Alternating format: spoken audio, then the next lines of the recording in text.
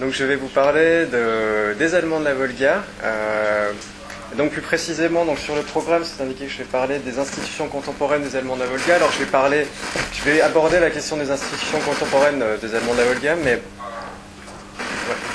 ça, je ne crois pas que ça fonctionne. Ça fonctionne pas? J'ai pas l'impression que. Non. Non. Désolé. Alors je vais essayer de parler plus fort.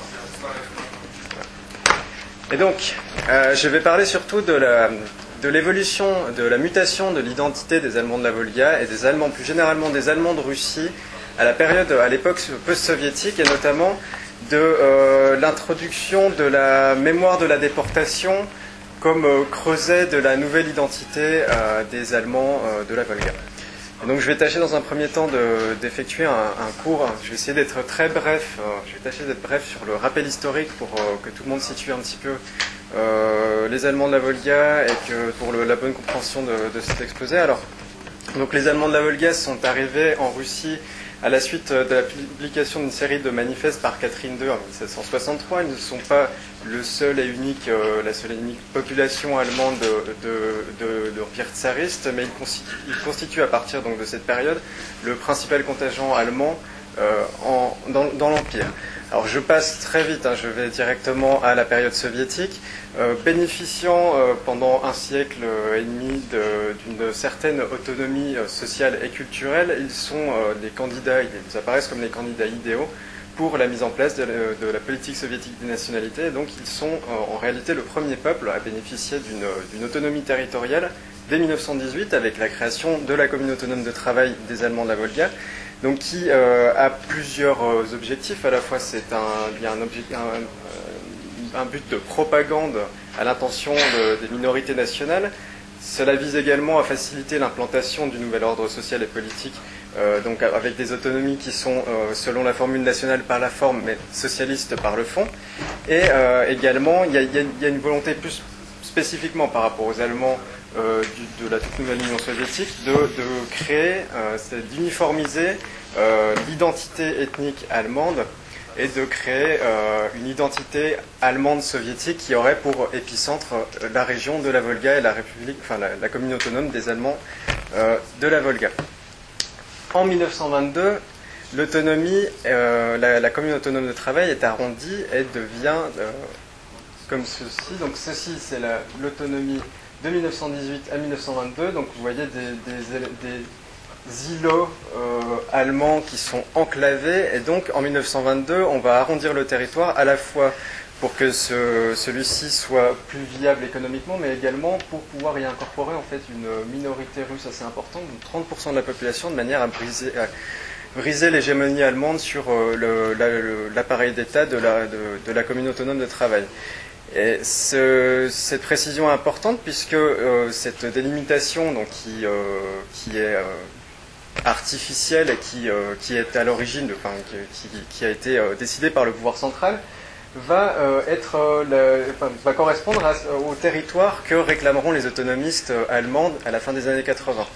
Donc voilà pourquoi j'insiste vraiment sur la forme que prend ce territoire à l'époque. Voici la RSSA, donc la commune autonome de travail devient une république socialiste soviétique autonome, toujours des Allemands de la Volga, en 1924. Et ça ne va pas durer très longtemps, puisque lors de l'opération Barbarossa, donc l'envahissement du territoire soviétique par les troupes allemandes dans la nuit du 21 au 22 juin 1941, les Allemands ne sont clairement plus en odeur de sainteté sur le territoire soviétique. Et donc, on a une première vague de déportation, des premières déportations qui débutent notamment chez les Allemands de Crimée, les Allemands de la mer Noire. Et le 28 août 1941 est publié un oukase sur la déportation de l'intégralité de la population allemande de la Volga. Suivront après toute une série de déportations, parce qu'en fait il ne s'agit pas d'une seule déportation, mais plutôt d'une série de déportations de l'intégralité de la population allemande sur la fin de l'année 1941, le début de l'année 1942, puis je ne vais pas avoir le temps d'en parler, d'autres déportations ultérieures, notamment à la fin de la guerre. Et l'ensemble de cette population est donc envoyé de force dans des conditions particulièrement extrêmes au Kazakhstan, au Kyrgyzstan, en Sibérie, et astreint à un régime dit de peuplement spécial, régime qui sera levé uniquement le 13 décembre 1955, donc par Khrouchtchev, notamment sous l'impulsion de Konrad Adenauer, qui fait un peu de lobbying auprès du gouvernement soviétique. Alors la levée du régime de peuplement spécial ne signifie pas ni la réhabilitation, donc les Allemands ne sont toujours pas lavés des accusations portées contre eux par Lucas du 28 août 1941, il n'y a pas de droit au retour. Il faut attendre 1964 pour que ceux-ci soient réhabilités sans pour autant avoir le droit de revenir sur le territoire de la Volga. Et donc un mouvement autonomiste se met en branle dans les années 60, s'inspirant notamment des mouvements tchétchènes, ingouches, balkars, kalmouks, qui ont réussi à réobtenir leur autonomie territoriale, mais ils butent ils se rendent donc plusieurs fois à Moscou. Il y a en tout, pour tout 5 délégations jusqu'à la fin des années 80 qui se rendent à Moscou pour réclamer le retour, la restitution de l'autonomie territoriale, chaque fois sans succès. En fait, il faut attendre 1986 pour réellement que le gouvernement soviétique se prête une oreille attentive au mouvement autonomiste allemand et consente à se montrer favorable à éventuellement répondre de manière favorable aux demandes des autonomistes. Alors le problème, c'est que donc en 86, on a plusieurs projets qui sont mis à l'étude, donc plusieurs projets d'autonomie territoriale. Alors bien entendu, il s'agit de projets qui sont extrêmement réduits par rapport à ce que demandent les autonomistes. Les autonomistes, eux, demandent le territoire de l'RSSA selon les formes que celui-ci avait jusqu'au 7 septembre 1941, qui correspond au démantèlement des ceux-ci. Et le gouvernement soviétique, bien entendu, ne souhaite pas restituer. C'est techniquement extrêmement compliqué. Donc, des délégations sont envoyées à Moscou en 1988. Elles obtiennent quelques avancées en termes de national-culturel, donc c'est-à-dire notamment le droit de se réapproprier leur histoire. Et ce qui est très important, on va voir par la suite, est la possibilité de créer des musées ethnographiques consacrés aux Allemands de la Volga, aux Allemands de l'Union soviétique, mais aucune avancée d'un point de vue territorial. Le mouvement, donc le mouvement autonomiste ne va pas faiblir, bien au contraire. En fait, à partir de 1989, il va se matérialiser en une organisation qui s'appelle Возрождение, donc Renaissance, qui est dirigée par Genrikh Groth. Donc c'était lui qui était déjà à l'origine des précédentes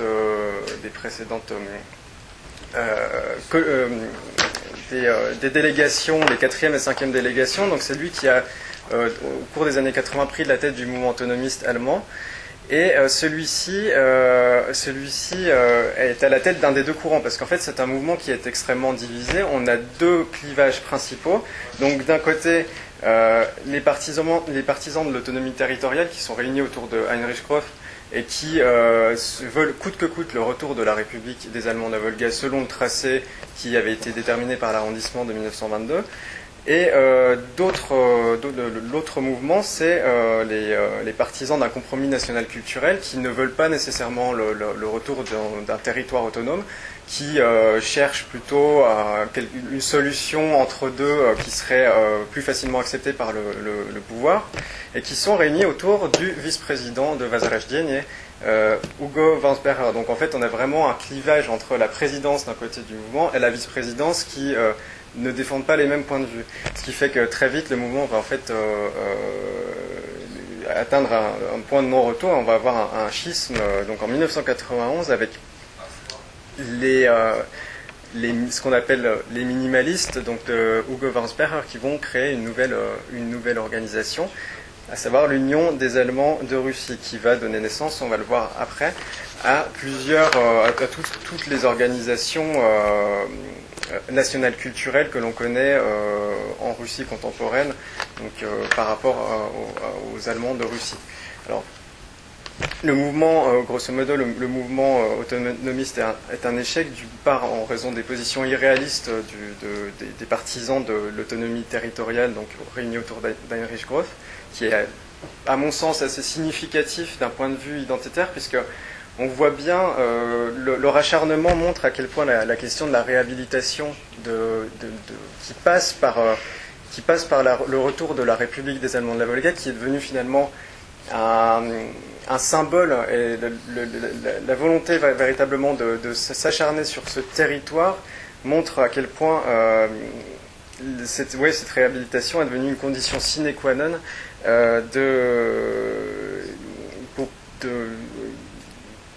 la condition sine qua non de la renaissance allemande, des Allemands de Russie.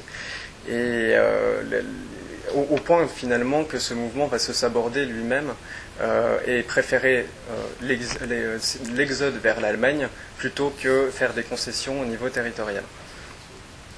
D'autre part, il y a d'autres raisons bien entendu pour justifier l'échec du mouvement, notamment le fait que le pouvoir soviétique va instrumentaliser les dissensions au sein du mouvement, appuyer les minimalistes de Van Sperrer en soutenant ce compromis national culturel de manière à pointer du doigt les divisions pour justifier l'absence de prise de décision.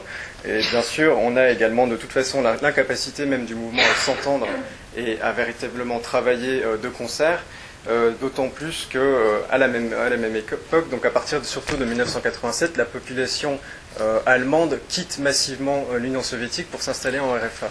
Donc on a véritablement un mouvement très massif de population à partir de 1987, avec près de 2 millions de personnes qui vont quitter l'URSS, le Kazakhstan plus tard à la chute de l'URSS pour s'installer en RFA. Donc de 87 à 2002, on a donc plus de 2 millions d'Allemands.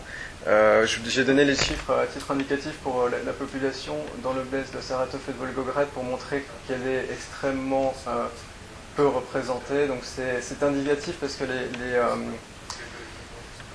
les sources, il s'agit des recensements de 1989 et 2002. Alors ils sont à prendre un petit peu avec des pincettes, mais c'est simplement pour montrer à quel point la population allemande dans la Volga et dans la région de la Volga est extrêmement minoritaire. Et la population va de manière décroissante de toute manière à l'heure actuelle. Alors, du coup, j'en viens à la question à la question des organisations nationales culturelles, donc qui elles vont sur la base de l'Union nationale, de l'Union des Allemands de Russie, développer des structures. Alors elle se développe dès 1991 avec notamment la création de l'Union internationale de la culture allemande, qui est une structure fédérale qui va en fait vite devenir le principal lobby national culturel de Russie, et qui va fédérer plusieurs structures, alors notamment l'autonomie nationale culturelle fédérale des Allemands de Russie. Dans la Volga, on va avoir la fondation d'un centre de culture allemande à Engels dès 1991, donc sur la base d'un club culturel qui s'appelle Neues Leben, qui a été fondé en 1989, et qui va progressivement essaimer on va voir essaimer des clubs culturels de part et d'autre de l'oblast de Saratov. Et donc il y a un développement de structures régionales, notamment une autonomie nationale culturelle des Allemands russes de la Volga. Alors là, c'est très intéressant, puisqu'il ne s'agit pas d'une autonomie nationale culturelle des Allemands de la Volga, mais des Allemands russes de la Volga, ce qui montre bien l'évolution en termes d'identification, où on ne s'identifie plus comme Allemands de la Volga, mais comme Allemands de Russie. Et il y a véritablement une structure, cette fois-ci au niveau fédéral, avec les Allemands de toutes les régions qui ont finalement fini par converger vers une seule et même identité. Alors, que font ces organisations? Alors, c'est une liste des organisations qui sont fondées Donc notamment, je reviendrai rapidement dessus, la fondation de l'Association internationale des chercheurs en histoire et culture des Allemands de Russie, qui a un impact assez important puisqu'elle fédère l'ensemble des chercheurs issus de la communauté allemande qui sont particulièrement actifs depuis la fin des années 1980 et qui participent activement au développement d'une historiographie contemporaine des Allemands de Russie. Et au niveau du renouveau, si on peut parler de renouveau dans la Volga, en fait, j'ai utilisé le terme renouveau entre guillemets, parce qu'en réalité, il s'agit plutôt de tentatives de maintien, de survivance d'éléments patrimoniaux allemands, notamment au niveau religieux, qui était la religion, qu'elle soit protestante, catholique, ménonite, était un élément central de l'organisation sociale et culturelle des Allemands de la Volga pré-soviétique, bien entendu, et elle parvient extrêmement difficilement à se maintenir désormais de part, notamment, il y a plusieurs raisons pour expliquer cela, notamment le fait que les Allemands sont ultra minoritaires dans l'oblast, le fait qu'ils sont partiellement, voire totalement russifiés, le fait que la population locale russe craint d'une certaine manière, dans une certaine mesure, tout élément de renouveau patrimonial, puisqu'ils craignent le retour de velléités autonomistes dans la région. On va le voir notamment avec le cas de l'inauguration du monument commémoratif d'Engels en 2011, qui a provoqué d'importants remous dans la région.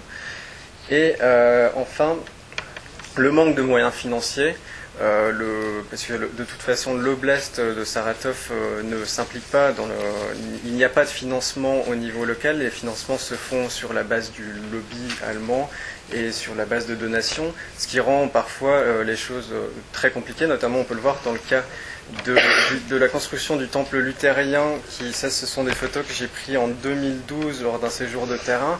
Alors c'est un temple qui est censé être construit depuis 2006 et qui peine à être achevé. Là, on peut voir qu'il y a à peu près un tiers des travaux qui sont effectués, parce que le projet est assez grandiose, mais malheureusement, je ne sais pas si un jour il sera achevé. Je vais y retourner cet été, donc je verrai bien si ça continue, mais je crois que les travaux sont au point mort. Et de même manière, je vais parler très rapidement de la question de la langue, puisqu'on se rend bien compte de la difficulté du problème linguistique lorsqu'on se rend notamment à la messe, puisque des messes se tiennent dans cette église. Il y a une salle qui est terminée, qui est achevée, dans laquelle on peut assister à des messes luthériennes. Alors le problème, c'est que jusqu'à 2010, les messes étaient données en allemand. Alors il faut savoir que l'allemand standard n'a jamais été véritable. On ne peut pas vraiment parler d'un élément de l'allemand standard comme d'un élément patrimonial allemand, allemand de la Volga, puisque les Allemands de la Volga parlaient en fait des dialectes, et les Allemands de Russie d'une manière générale parlaient toute une série de dialectes. Et finalement, c'est l'allemand. Les soviétiques ont cherché à imposer l'allemand standard par des écoles nationales, des écoles en langue nationale au cours des années 1930 notamment. Sans véritable succès, et des tentatives ont été effectuées à nouveau à partir des années 60 sur les lieux de peuplement spécial, et cependant l'allemand n'est jamais véritablement devenu une lingua franca au sein des Allemands de Russie, contrairement aux Russes. La population allemande a finalement abandonné les dialectes dans les années de déportation pour adopter le russe comme langue de communication. De fait, parmi la population allemande de la Volga, russe de la Volga de Saratov, il y a très très peu de locuteurs d'allemand. Et en 2010, on s'est rendu compte que les Allemands luthériens quittaient l'église luthérienne allemande de la Volga pour aller dans une autre église, l'Ingri, qui est une église non affiliée aux Allemands de la Volga, mais qui avait l'avantage d'être comprise de tous puisqu'ils parlaient en russe. Et donc, de manière à reconquérir les fidèles et à pouvoir essayer de maintenir cette église allemande de la Volga, on a été obligé d'abandonner l'allemand pour effectuer la messe en russe. Alors, au final, Là, c'est une église catholique à Marx et un temple luthérien également à Marx. Ceux-ci constituent à peu près les seuls éléments du patrimoine religieux qui ont pu être restaurés ou construits. L'église de Marx, l'église catholique de Marx était reconstruite. Le temple luthérien, lui, n'avait pas été détruit. Il est constitué un des rares qui n'a pas été détruit ou laissé à l'abandon durant la période soviétique. Et voici ceci, ça me fait beaucoup penser à la présentation de M. Amielin, puisqu'il s'agit d'une reproduction d'une maison traditionnelle allemande de la Volga au sein d'un village des nationalités, donc qui est qui ressemble beaucoup au village des nationalités que présentait M. Amielin ce matin par rapport à Orenbourg. Et finalement, là où le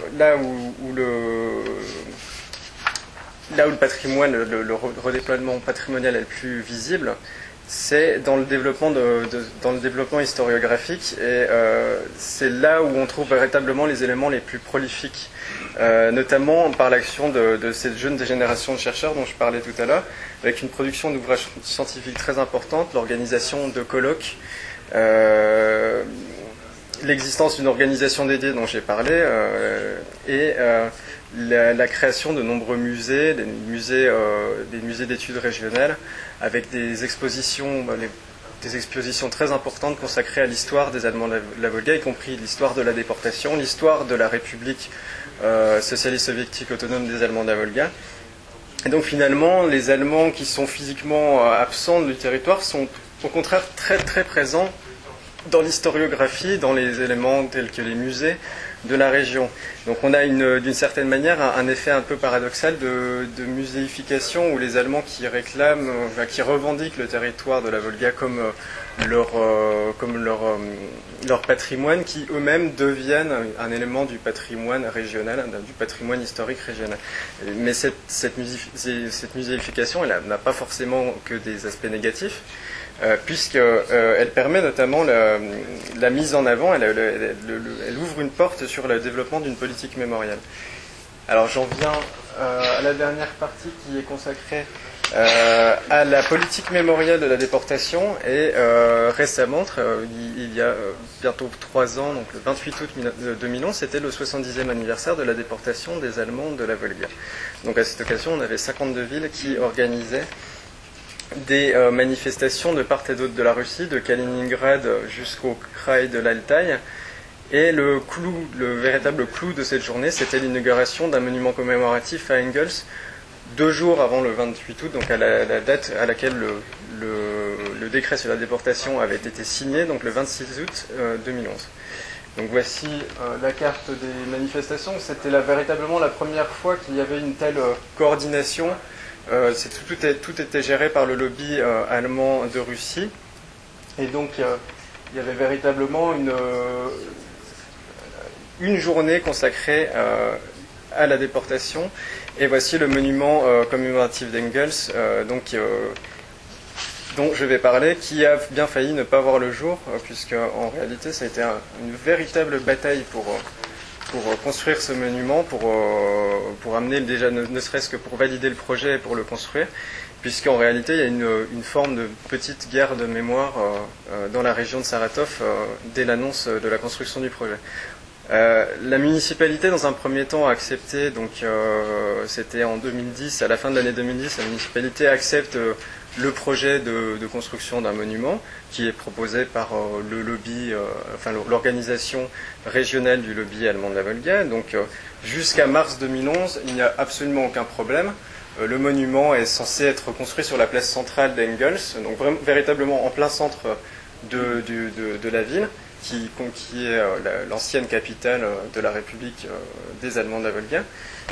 Mais à partir de mars 2011, on a un petit souci, c'est qu'on a un groupe d'opposition qui se constitue et qui commence à faire pression au niveau de la municipalité. Donc au sein même de la municipalité, une partie des administrés, des administrants, se prononcent contre la construction du monument et font tout pour l'empêcher, et notamment pour essayer au moins de le déplacer vers une zone qui serait beaucoup moins visible. Donc la municipalité d'Engels va se rétracter et finalement assigner un nouveau lieu de construction pour le monument nettement plus discret, ce qui ne va pas calmer les opposants au projet, puisque 5 audiences sont organisées donc en juin 2011 pour discuter de la faisabilité du projet, au cours desquelles un groupe d'opposition baptisé Atiécheswa et mené par le Parti communiste local, va se montrer particulièrement virulent et réclamer simplement l'abandon du projet. Alors, on a plusieurs arguments qui sont utilisés, qui sont employés par ce groupe d'opposition, notamment le fait que Engels n'était historiquement pas une ville allemande, puisque la majorité de la population était en réalité d'ethnie ukrainienne, et qu'elle n'a donc pas eu de lien avec la déportation, que de toute façon il n'y a à l'heure actuelle presque plus d'Allemands à Engels, et que ce monument ne s'adresse à personne, qu'un tel monument n'a pas sa place sur la place centrale puisqu'il nuirait à la gaieté du lieu, que tout le monde a souffert de la Grande Guerre patriotique et du stalinisme, et que donc les Allemands ne mériteraient pas d'avoir un traitement particulier, que la déportation était justifiée par la protection de la population allemande et qu'il n'y a donc pas lieu de commémorer un déplacement préventif, et enfin, dans les cas les plus extrêmes, on va traiter les Allemands de traîtres en puissance, voire éventuellement les assimiler à l'envahisseur nazi, notamment sur Internet, avec des commentaires particulièrement violents.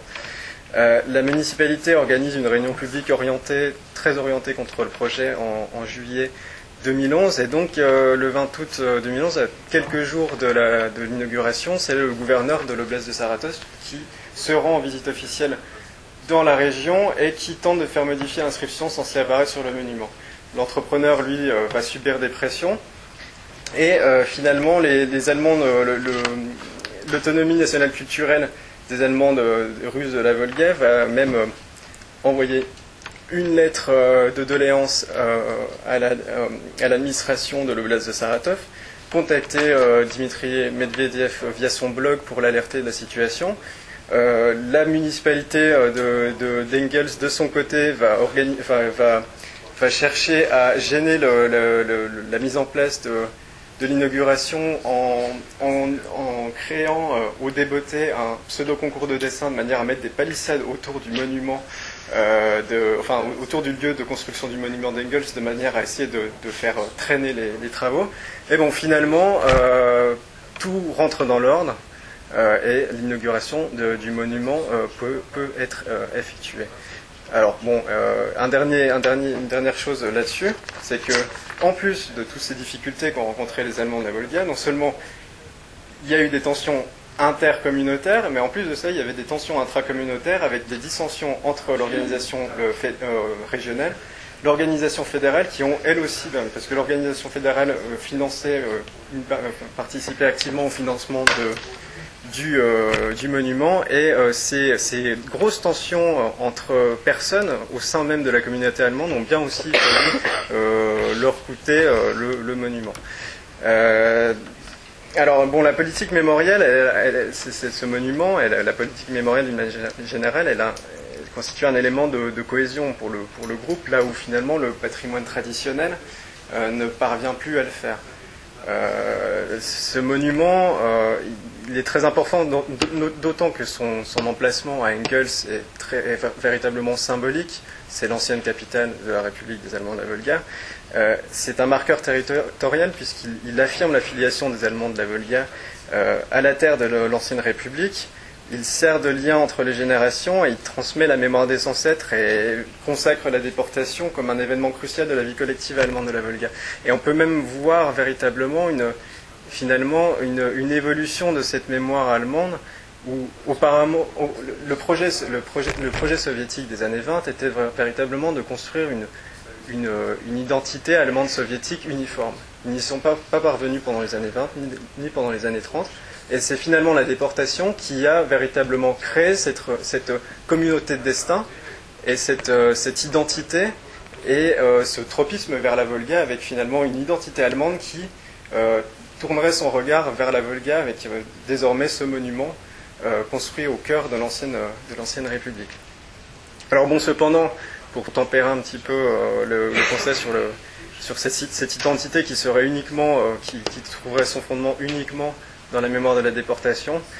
On a quand même des débats au sein de la communauté allemande de la Volga, notamment sur la forme que devait revêtir le monument. Alors beaucoup d'Allemands en fait sollicitaient d'autres formes d'inspiration beaucoup plus religieuse, donc une manière de rappeler que le patrimoine allemand c'est aussi la religion, et ce n'est pas uniquement la déportation, et qu'on peut aussi essayer d'amener avec la question de la déportation d'autres éléments, essayer de faire revivre, de rappeler d'autres éléments du patrimoine.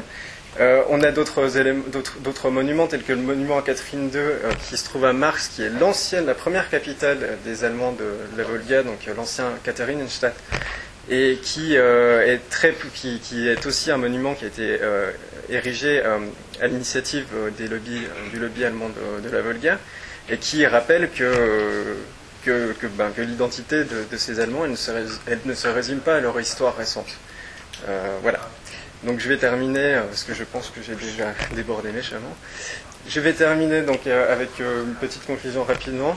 Bien sûr, les effets de la déportation ont eu des effets, c'est évident, sur la destruction des repères identitaires traditionnels, donc de la langue, des langues plutôt, des dialectes, des us et coutumes, de la religion, et la destruction du territoire national. Donc avec le démantèlement du territoire, le déplacement intégral du peuple titulaire, les changements toponymiques, le mélange de plusieurs groupes qui finalement n'avaient pas réellement d'existence commune, de vie commune auparavant, donc la création de cette communauté destin chez des Allemands qui n'étaient pas réellement en contact auparavant, et donc une création d'une identité victimaire. Alors le problème, c'est que cette population, à l'heure actuelle dans la Volga, elle est russifiée, donc elle bénéficie de ce double héritage historique et culturel.